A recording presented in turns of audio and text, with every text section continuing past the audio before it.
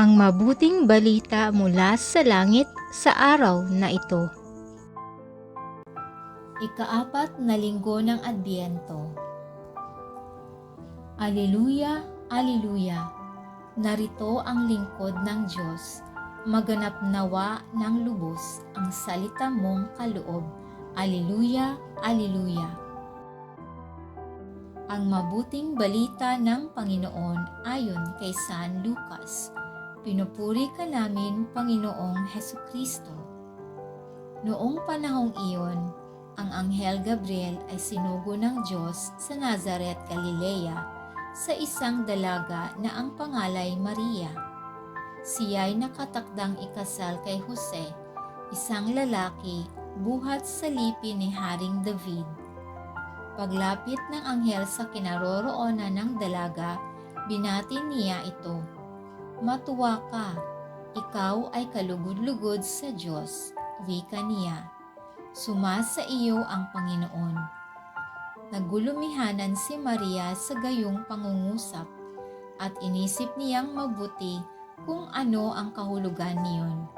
Kaya't sinabi sa kanya ng anghel, "Huwag kang matakot, Maria, sapagkat kinalulugdan ka ng Diyos. Makinig ka.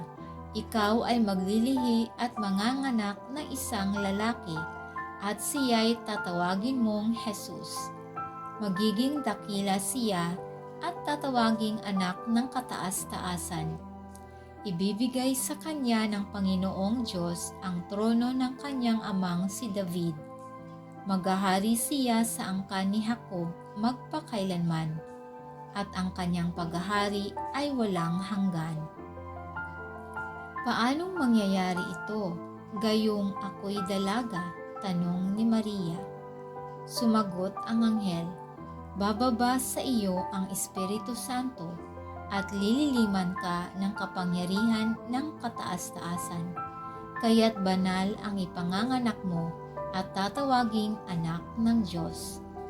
Natatandaan mo ang iyong kamag-anak na si Elizabeth? Alam ng lahat na siya'y baog. Ngunit naglihi siya sa kabila ng kanyang katandaan. At ngayoy, ika-6 na buwan na ng kanyang pagdadalang tao. Sapagkat walang hindi mapangyayari ang Diyos." Sumagot si Maria, "Ako'y alipin ng Panginoon. Mangyari sa akin ang iyong sinabi." At nilisan siya ng anghel.